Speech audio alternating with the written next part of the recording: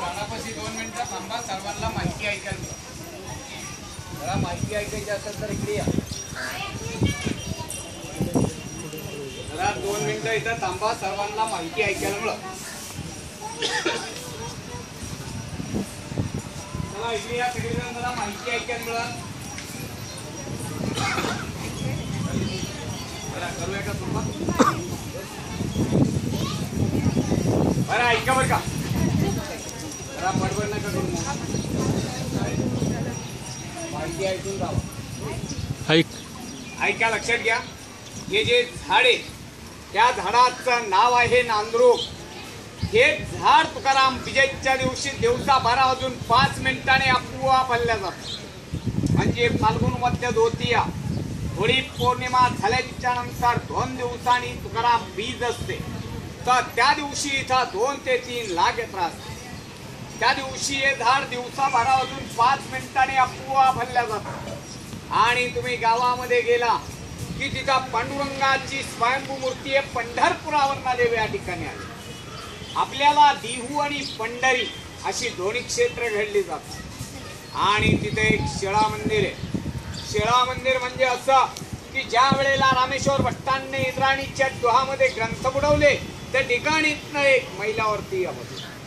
परंतु तिथली शिळा, ज्या शिळेवरती तुकाराम महाराजांनी 13 दिवस पोषण केलं आणि 13 दिवसानंतर जी ग्रंथ कोरडेच्या कोरडे वरती आले ते ग्रंथ आणि त्या शिळेची स्थापना मोठ्या मंदिरामध्ये केलेली आहे. आणि मोठ्या मंदिराच्या बाहेर निघाला की उजव्या हाताला राहतेगार जन्मस्थान. आणि 3 मैलावरती एकांतात भजन करण्यासाठी जात होते. तो भंडारा डोंगर इथना 3 मैल यापासून. आणि हे म्हणजे तुकाराम महाराजांचं वैकुंठ स्थान. त्यांनी समाधी वगैरे काही घेतलेलं नाहीये. देहासहित वैकुंठाला गेले आणि वैकुंठावरना 3 वेळा परत आले. तर संताजी जगनाळांसाठी कसे आले? संताजी जगनाळे म्हणजे तुकाराम महाराजांचा उजवा हात असतात. त्यांनी तुकाराम महाराजांच्याकडनं वचन घेतलेलं असतं. वचन असं घेतलेलं असतं की तुम्ही वैकुंठाला गेले तर मी तुमची सेवा केली आणि मागाहून जर मी वारलो तर माझ्या देहाला मुस्माती करायला तुम्हाला यावं लागेल. मागाहून ते वारले जातात. वारल्याच्या नंतर तिथले गावकरी म्हणजे 5 ते 6 मैलांचं गाव आहे सुरुंब्रह्म. तर तिथले गावकरी खड्डा वगैरे करतात, प्रेत काढायचा प्रयत्न करतात. प्रेत काढले जात नाही. ती अफवा परिणाम.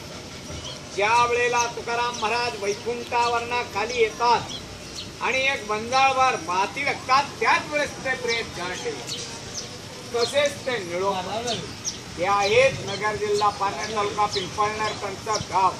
त्या गावावरना ते येथे आल्याच्या नंतर तुकाराम महाराज वैकुंठाला गेलेले असतात.